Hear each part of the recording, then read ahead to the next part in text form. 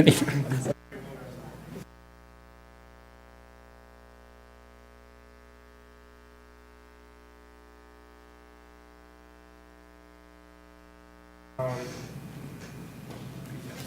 I've never done the starting.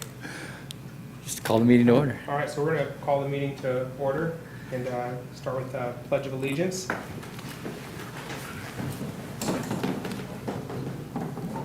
I pledge allegiance to the flag of the United States of America and to the republic for which it stands, one nation, under God, indivisible, with liberty and justice for all. So we're going to do a roll call.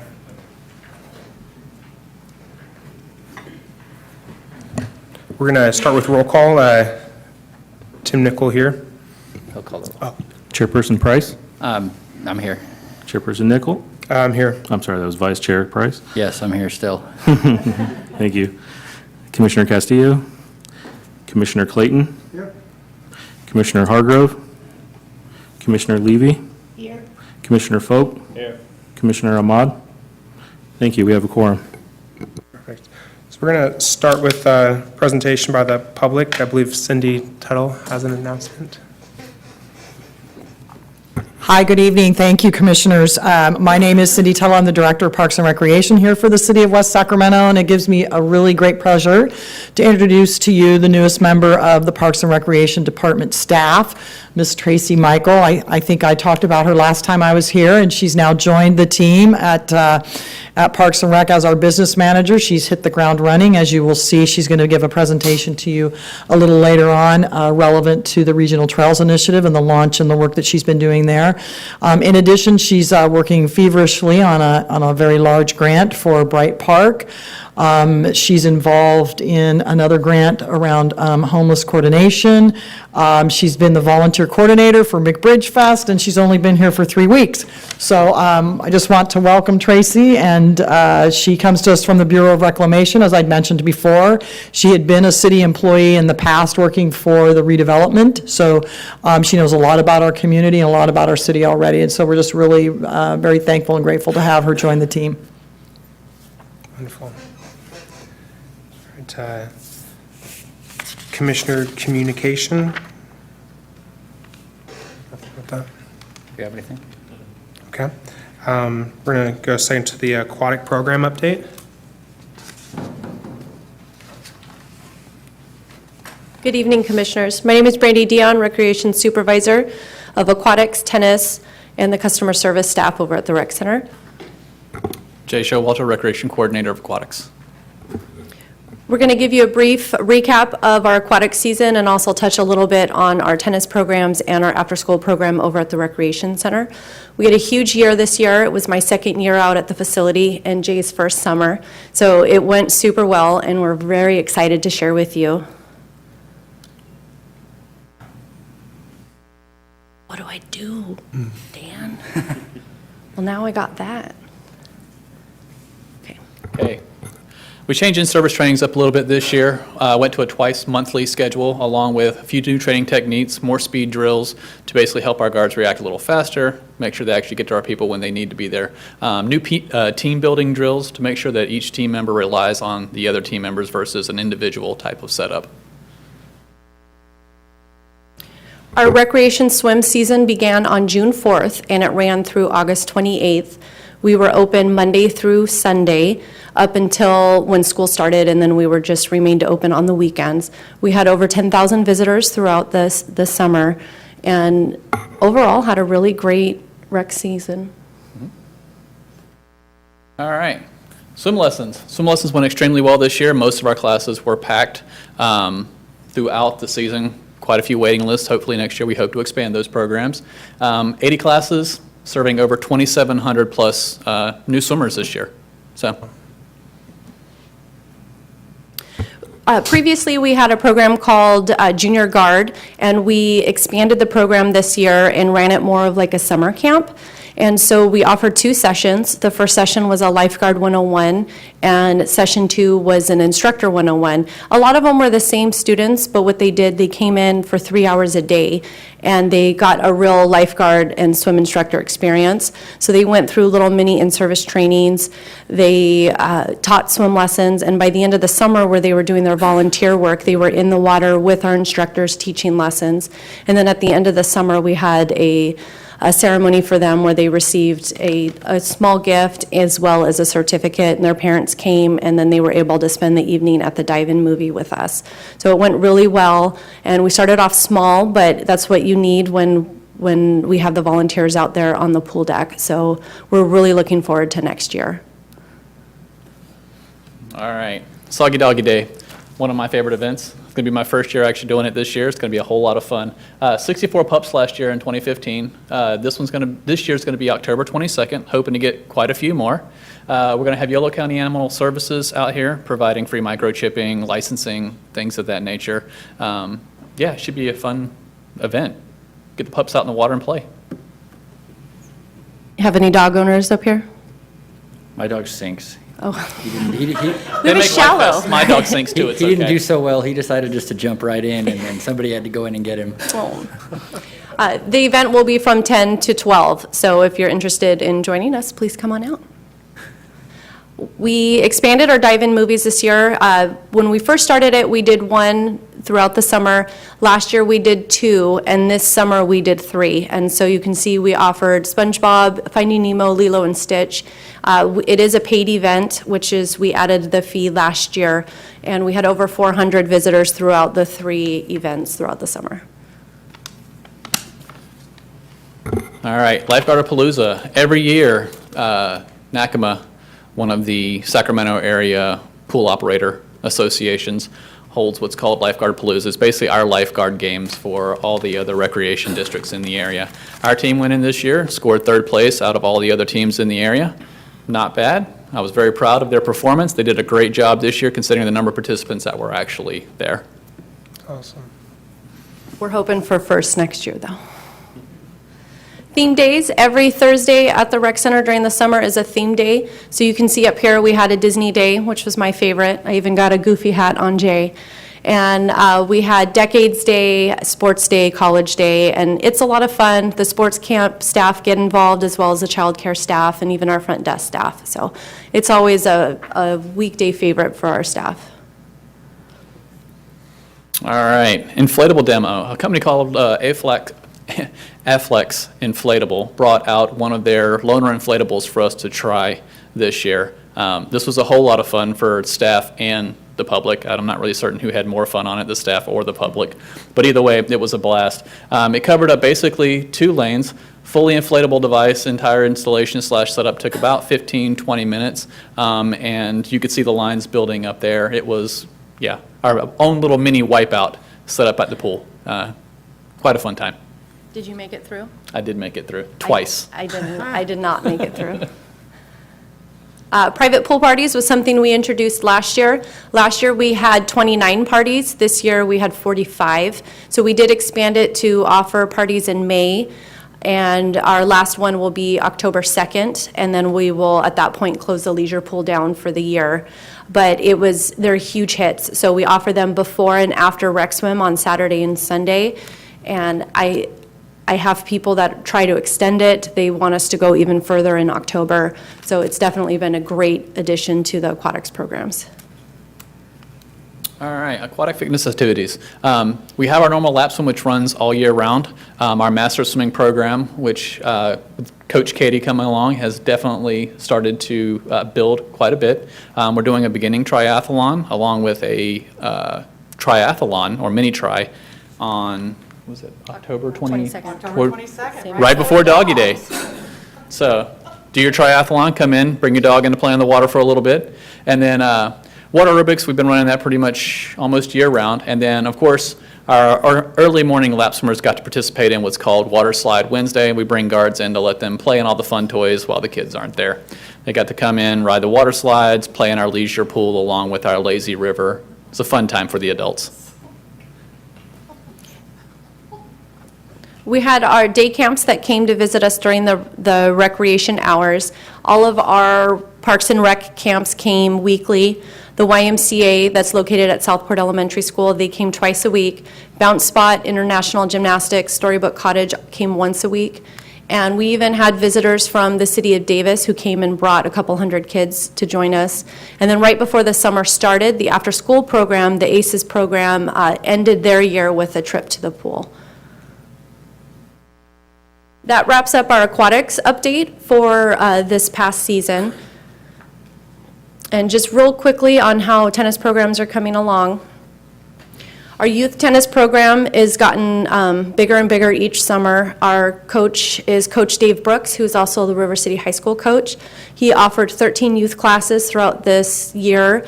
This is 2016, with 6 summer camp sessions, including, he also offers private lessons. So year to date, we had over 350 youth participate in tennis programs, and that doesn't include the 6 remaining classes that he offers. He also provides adult lessons and adult classes. So we have our 9 for 90, which is our small group lessons. He offers private lessons, and then new that we started last year that we're continuing this year is our tennis ladder. And we offer one for the community, and then we also offer one for employees only, which we have a couple players in this room for our Cows League. Last year, we offered an after-school program at the Recreation Center. This is a Measure K funded program. And last year was the first full year, so we kicked it off mid-year of the 2014-15 school year. Last year, we offered on Tuesdays gym activities such as 9 Square in the Air, which is that center picture. It's kind of like a up in the air 4 square. It's a lot of fun. Dodgeball, which is always a fan favorite, pickleball, and then in the spring we actually offered water aerobics. Our staff person who was in charge of the after-school program, she was a lifeguard and a water aerobics instructor. So since the pool was already warm, she jumped in there with them and offered a little mini water aerobics for the high school kids. Wednesdays is the most popular day we have. It's our rock wall day and ping pong. You'd be surprised at how much the students love ping pong, and they really get into it. Someone over here comes and joins us every once in a while, but he'll only play the best of the best. And Thursdays were our small group trainings that our personal trainers offered, and we're pretty much sticking to the same schedule for this school year, except for we're shifting the days from Tuesday, Wednesday, Thursday to Wednesday, Thursday, Friday. And the purpose of that is because Tuesdays are typically minimum days, and our attendance drops a lot on the Tuesdays. And so we're going to shift and see how this goes. Our rock climbing program, one of the other supervisors is assisting with this program, and she's actually going to be taking students to outdoor trips as well as other facilities to give the kids a chance to try out a different, just get a different experience.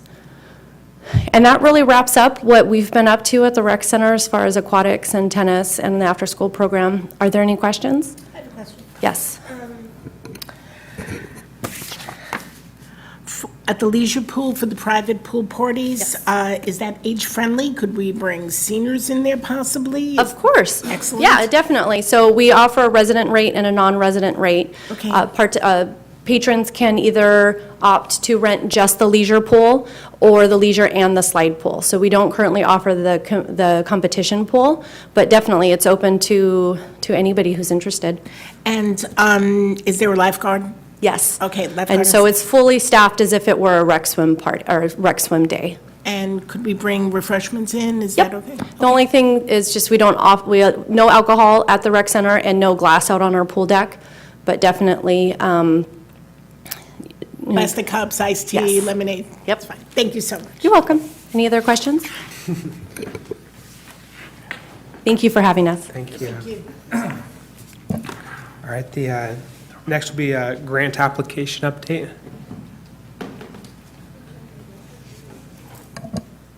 Good evening, Commissioners. Tracy Michael, Business Manager for the Parks and Rec Department. I wanted to share some information with you tonight regarding a one-time funding opportunity that's made available by the State Department of Parks and Recreation, their Office of Grants and Local Services. The title of the grant is the California Youth Soccer and Recreation Development Program. And the intent of the grant is to foster the development of new youth soccer, baseball, softball, and basketball recreation opportunities in heavily populated, low-income urban areas with a high youth crime and unemployment rate. There's also a water conservation component to the grant. As I mentioned, it's a unique one-time funding opportunity. The grant amount is up to $1 million per project. They have approximately $26 million statewide for the program. And the grant application's due November 1st. We think that Bright Park is a strong candidate for this program. We have, 40% of the scoring for the grant application is based on demographics, and so the demographic area near Bright Park fits well within the criteria for the grant. We already have a master plan for the park, which has involved tremendous amount of stakeholder input, and we've been working to implement components of that master plan as funding becomes available. And so we're currently working right now to determine which components of the master plan best fit the grant eligibility requirements. So the focus is on youth recreation and very specific recreation activities. One key component of the grant is site control. And for this particular grant, the state is requiring a 30-year site control requirement.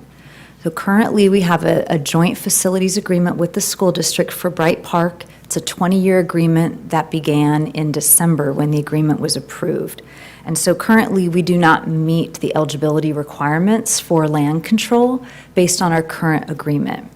We are actually going to the school board this Thursday for discussion only on consideration of amending the term of the joint facilities agreement so that we can comply with the requirements of the grant. Related to the joint facilities agreement, there are a few other items that also would need to be amended, in addition to needing a 30-year term from the date the grant's awarded, which is anticipated to be in July. So we're really looking at needing like 31 years. We also need to include a renewal option to extend the length of the agreement beyond that 30-year term. And we also need to adjust the termination language so that you cannot terminate without cause. So there are pretty strict requirements for this particular grant, and we've been waiting to kind of launch the effort in a more robust way until we get some feedback from the school district on whether or not we can move forward with this amendment. So if all goes well on Thursday, we will be taking an amendment to the agreement to City Council and to the board for their consideration of approval in October, and then working diligently to put all the other pieces of the grant application together.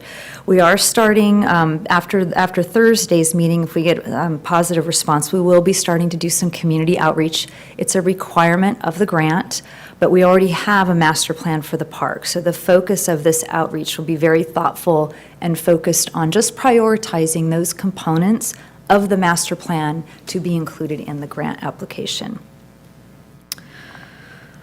So that's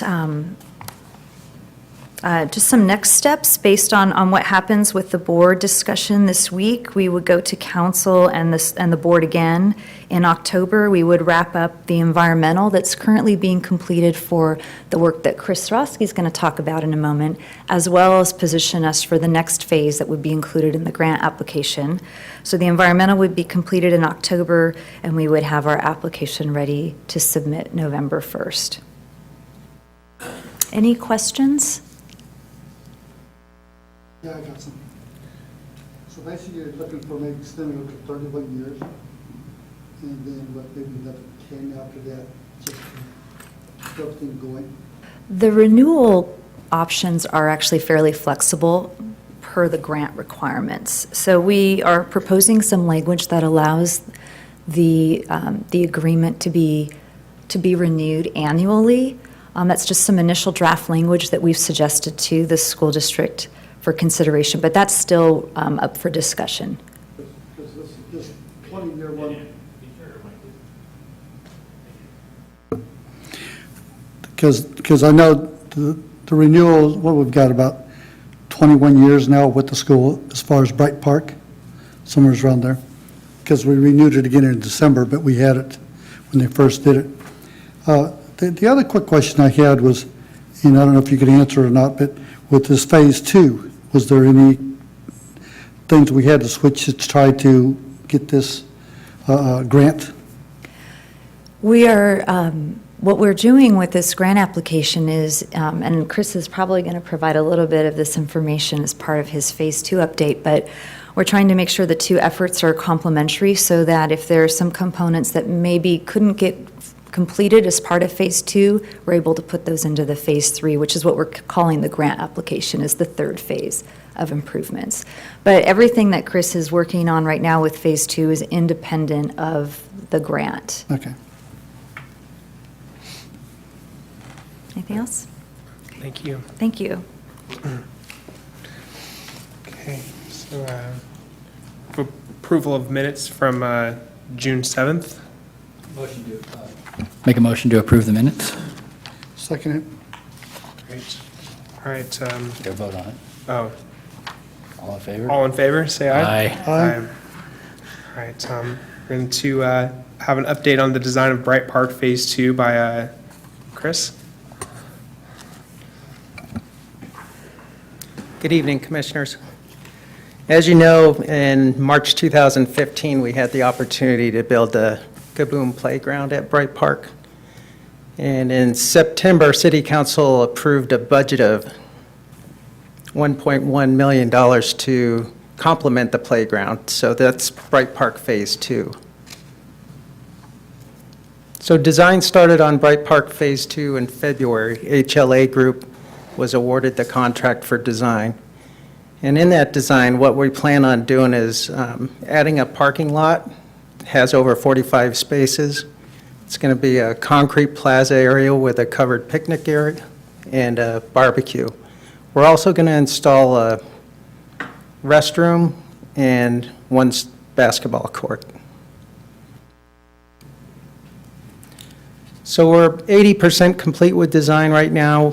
As Tracy mentioned, we're still waiting for the environmental report to be approved. We hope to have 100% drawings in hand in the next month. The city will review those, and then the plans will then be transferred over to the Division of State Architects. Since this is a school property, they need to do the final accessibility and construction review. Once we have completed that, we'll start working on the bid documents, and we hope to put this out to public bid in January, planning on constructing in March, and probably a 120-day construction period, and then a 90-day maintenance period, so we're hoping to have it open to the public by September 2017. Right now, with our budget, unless City Council approves additional funds, the basketball court is on the contract documents as an ad alternate, because the budget just seems a little low with the construction value that's going on right now. Things are coming in pretty high. There's still a chance that we'll come in below and be able to add that. And if we don't add the basketball court, we're hoping to add it to the Phase 3. So it'll be included in the application package for the grant.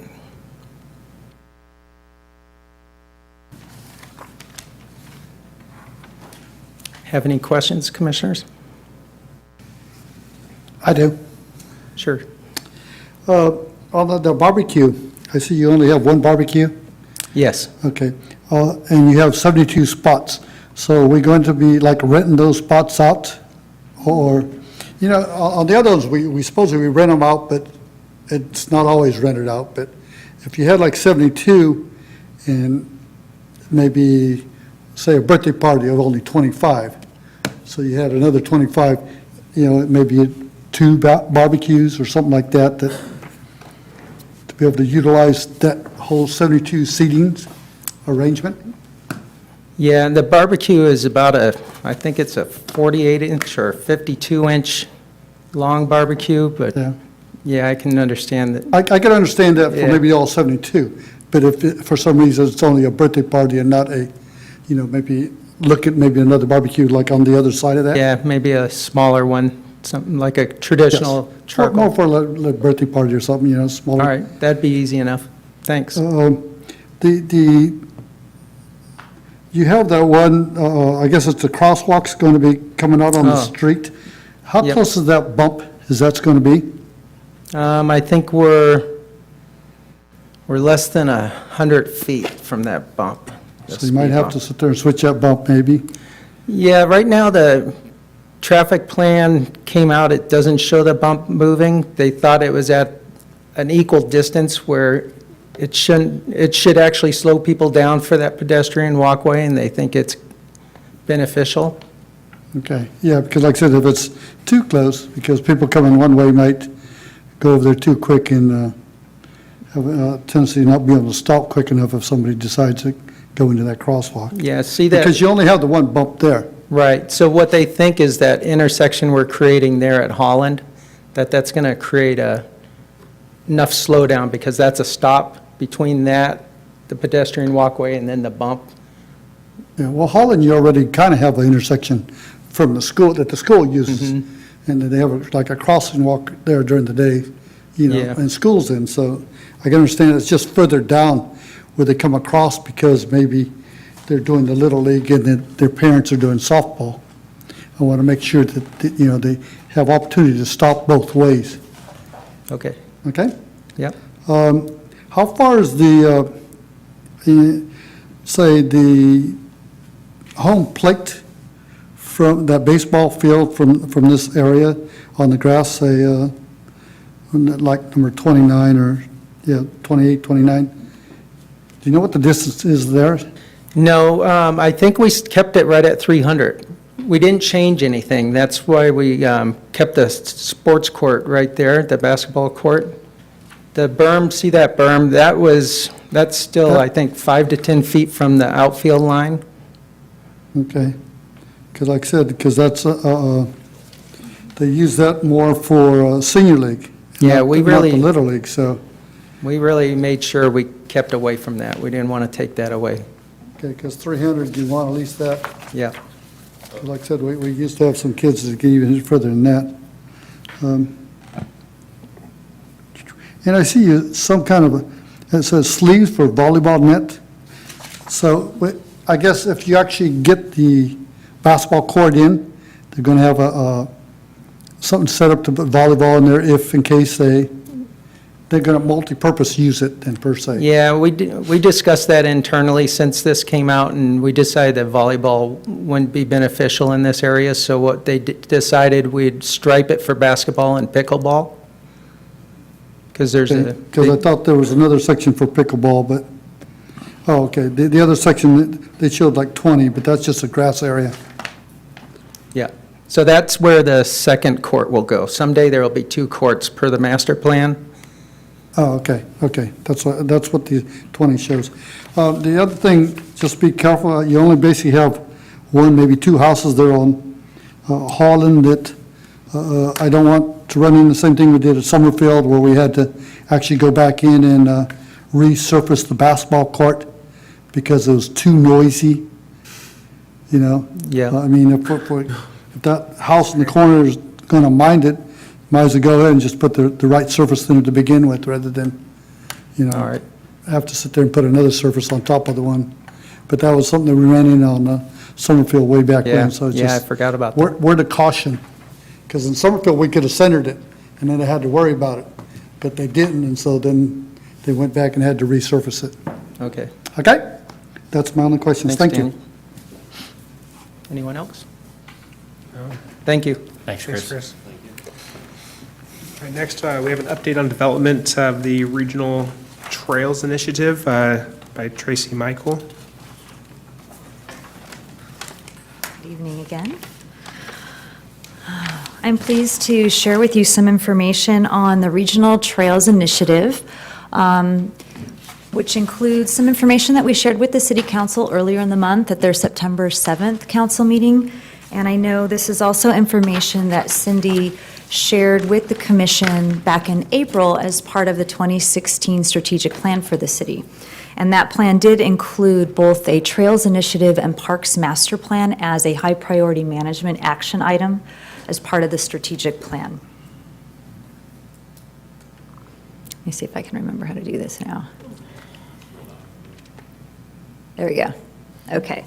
So as Cindy mentioned back in April, we have a Parks Master Plan that was adopted in 2003.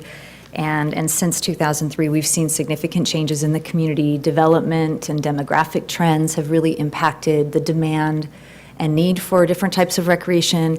We've seen the landscape change, specifically as it relates to all of the flood improvement work that's going on. We have new opportunities now that weren't necessarily envisioned in 2003, which really calls for the need for an update to the master plan.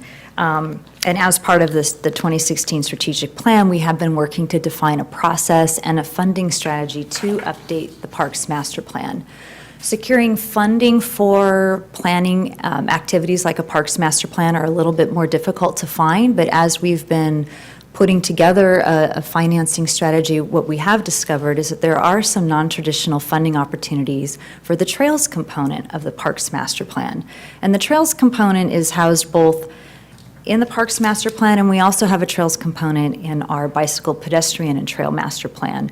So by being able to explore some of these non-traditional funding opportunities for the Trails piece, it gives us an opportunity to advance that component and then incorporate into these other documents as we're able to. We have some advantages locally of being able to pursue the Trails component in advance of moving forward with the Parks Master Plan. One is the ability to leverage resources because we have found that there are some of these non-traditional funding opportunities available right now, and I'm going to speak to that in a minute.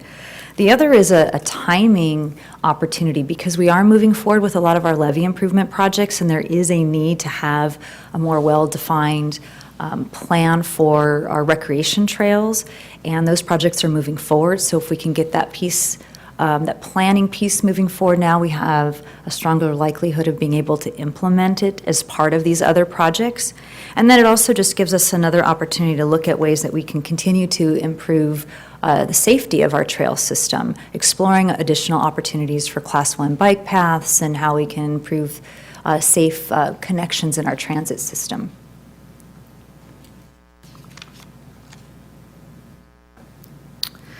So our region has a number of natural and built opportunities to create a regional trail network. We have riverfront bluffs, we have miles of levee improvements, we have an existing trail infrastructure, in Sacramento and West Sacramento. We've got development now taking place that promotes multimodal, multi-generational types of transit. And West Sacramento's location is, I know Cindy's mentioned this before, it's really true, we're the urban gateway to the Delta and much more, where our city is uniquely positioned to connect to all of these really unique features. But in spite of all of these great amenities and generally having strong support by the community for trails, we lack a coordinated regional plan. And so this gives us an opportunity through the Regional Trails Initiative to develop that plan. It can serve as both a local and a regional effort. It would help us to create a trail system that connects to recreation facilities that we have in the region, the natural environment, we have wildlife areas, we have agricultural, we have flood improvement projects that are taking place, and then also connect with our existing transportation system. It also helps to position the city to seek additional funding sources because we have both a recreation and a transit component, and the regional emphasis allows us to partner with a lot of entities to leverage resources. And specifically, right now the state is really changing its strategy as it relates to flood improvement. They're taking more of a three-pronged approach where they're not just looking at improvements for the benefit of flood safety. They're also looking at ways as they're making these flood improvements to tackle ecosystem restoration and recreation in the form of creating enriching experiences as part of these levee improvements. And so because of that, there is a real opportunity to seek some funding to start incorporating planning of trails and implementing trail projects. And Cindy has been working for quite some time now on our Regional Flood Management Plan project delivery team, and because of all of her work as part of that team, she's actually been able to have DWR earmark some funds for us for the 2016-2017 year to initiate the regional trails piece. So when we went to council earlier in the month, we asked council to consider approving the issuance of a request for proposals for this effort. That effort assumed that the City of West Sacramento would serve in a lead role for developing a vision for the Regional Trails Initiative.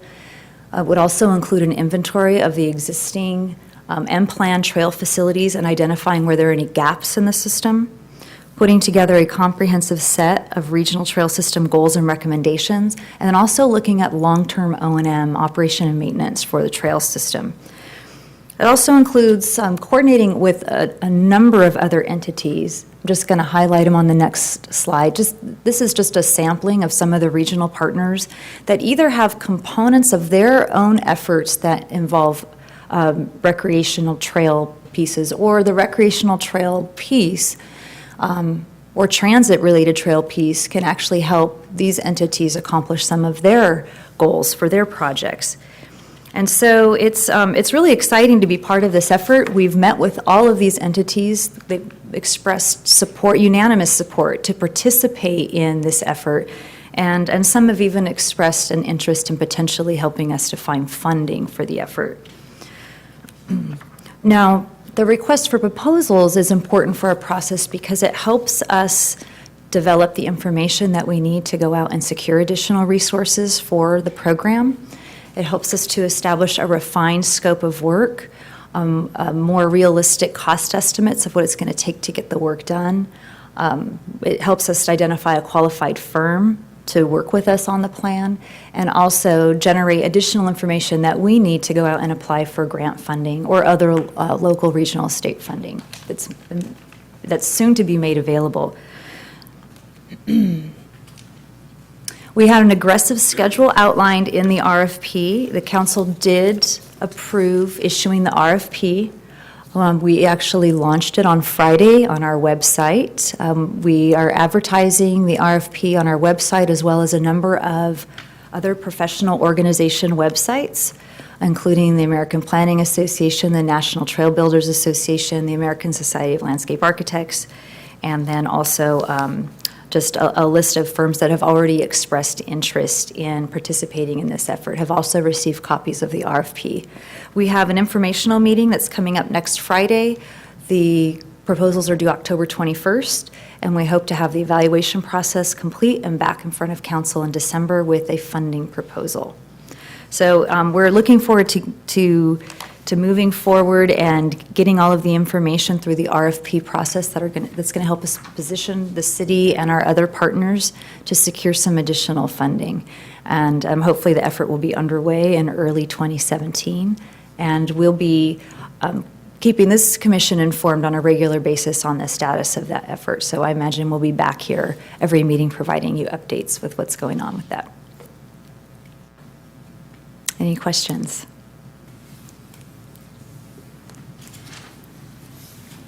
You're No? fine. Okay, thank you. Thank you.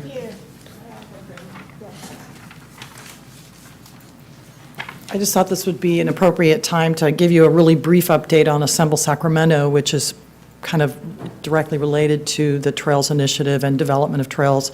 So as you may recall, Assemble Sacramento is a private nonprofit organization that's working to raise funds to build a rest stop along the Clarksburg Branch Line Trail. And we are taking an item to council this Wednesday, tomorrow night, for some waivers of liability, as they've secured 2 firms to do in-kind services for both landscape design and engineering, to the tune of about $30,000. So that's extremely exciting that that project is moving forward. They've already started to raise funds to actually construct the project. So this Regional Trails Initiative is very timely so that we can really start to begin to develop those types of projects and start to foster those, in addition to Assemble Sacramento, other private and public partnerships to get this work done. So I just want to give you a quick update about that. Thank you. All right, next we're going to have a consideration and recommendation for naming the historic pier located at the end of Mill Street by Cindy Tuttle. Hi.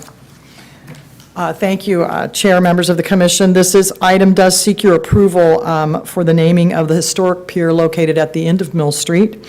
As outlined in the staff report, funds were secured for Phase 1 rehabilitation of this historic pier.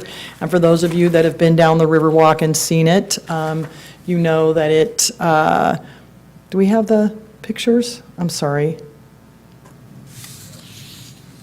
Do I need to do it from here? Sorry.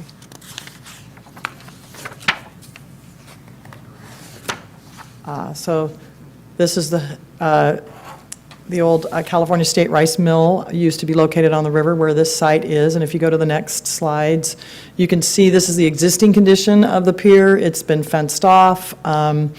It's a hazard. It's dangerous. And this rehabilitation money will allow for Phase 1 to move forward. And if you go to the next slide, it gives you an architectural rendering of what we hope this will be at the end, which is an extension of our existing Riverwalk. In the Bridge District, as you know, in the entertainment district, we want to do as many water features as we can to pull the river into that district and create a sense of place. So these rehabilitation funds will begin that process. Part of this is to identify the project so we can start branding, and therefore the Public Works Department did submit, per the process and procedure, a naming application to name it the Mill Street Pier. We feel that this meets 2 of the 3 recommendations, that where you need to have 1 or more of the naming recommendations. One is that it is geographically located at the end of Mill Street. And secondly, it does represent the historic use of that site as an old rice mill. So it is staff's recommendation that this commission approve the naming of the historic pier, the Mill Street Pier. And I'd be happy to answer any questions. Were there any other submittals for naming? No other submittals for naming. Thanks.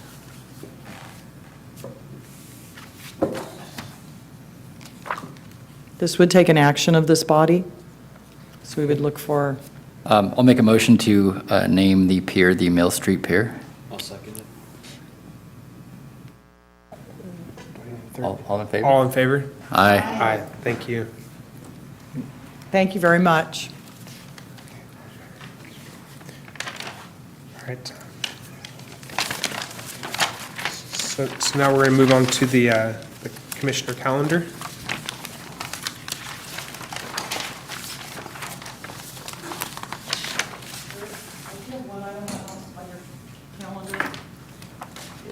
We may potentially have to have a special meeting of this body based on what may come down the pike with the RFQs, and if we're looking to awarding contracts and that type of thing, and if the council wants this body's input on that. So just kind of a heads up, because I think your next scheduled meeting would be December. in December. So it may persist, we may need to do some juggling around, so we don't know yet. We'll have to wait to see how stuff comes in at the end of October, so just heads up that we may need to do some shuffling. Got a question.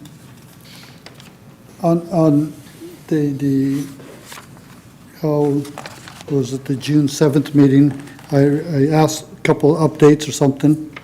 And out of curiosity, at least on the Joey Lopes one, can I ask a question if the drainage structures, if there's anything been done on those? Oh, the swells, are you talking about the swells? No, the dips. Yeah, those are the They call them swells. swells, okay. Chris can answer that, yeah. Well, you need to come to the mic, because it's recorded. Well, it is, it's recorded, and if people can't hear, they get frustrated. Bids are due next Monday for the proposal to put a 35-foot, 42-inch high vinyl-coated fence at the swale right adjacent to the basketball court. We feel that's the swale that's the steepest and most likely to have somebody fall in it. Okay. And I guess then Sam couldn't make it tonight,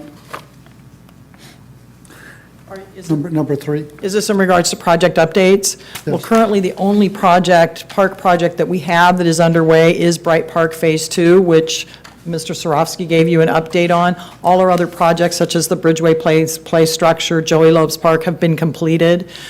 So Bright Park Phase 2 is the only current park project outside of normal O&M that's going on right now. Well, I was just wondering, because like Summerfield had a project done onto it this past year. I was just curious. Some of them had projects, and I noticed them because I went out there, but, so I was just curious on some of the projects like that. Oh, so are you wanting a report on the projects that we've done throughout the year? I think there might have been some misunderstanding, and I apologize for that. Yeah, like I said, because like that project at Summerfield, I think it was just supposed to be expanding of the bathroom. Chris may be able, or can you They answer? actually expanded the bathroom. Chris, didn't my they? go-to guy here, okay? Okay. Yeah, so. I know nothing. Summerfield, they redid the playground. They enlarged it and put a safety barricade along the road so that it was a little more safe for families to feel secure in the playground. And the other thing they did is they made it accessible, because that was an accessibility project mostly. We had an accessibility review that showed that we're delinquent in providing accessibility to the park. So they also put an ADA ramp down to the turf.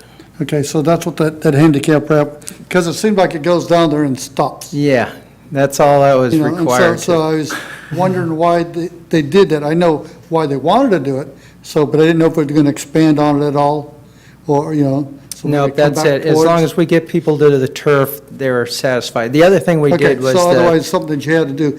That's why I was kind of curious, because I seen it, and it stopped there and kind of, yeah, it is confusing. at least normally won't go underwater, so you're good there. Yeah, so the bathroom also, it didn't meet ADA. Even as new as it was, I think we put that in 2005 or 2006. Yeah, the same time the And, basketball courts went in. So we had to make some adjustments with the soap dispenser. We had to center one of the toilets. Just, it was off an inch. So we had somebody come through and threaten to sue the city if we didn't Okay, make and then these the other one was like corrections. at Bright Park, where they redid the bathrooms there, Right, and then. same thing.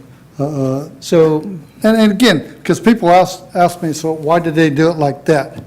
And I don't know, because they actually do have a sink outside the bathroom, but they also have a sink inside the bathroom, one of the stalls. yeah, So it didn't make a lot of sense. so And so anytime at you least I could offer, explain to the people that asked me why they did it the way they did it. yeah. So the other improvement we did this, was it early spring, summer, was the Bridgeway Lakes new playground. And it's got a shade shelter on top. That was our other project.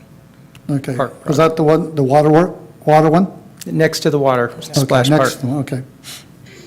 Yep, I think Okay, that's all I these can were the think of. things, the updates, I was curious, because when I actually went out to go look at them, not everything seemed, like I would have done it. And that's my only judgment. So that's why I needed the questions to reaffirm why we had to do it. But thank you. You're welcome. So are there any future item requests? Not for me. Okay, wonderful. Then we have a motion to adjourn. I make a motion, we adjourn? All right, meeting adjourned. Got to vote on it. All in favor? All in favor? Aye. Aye.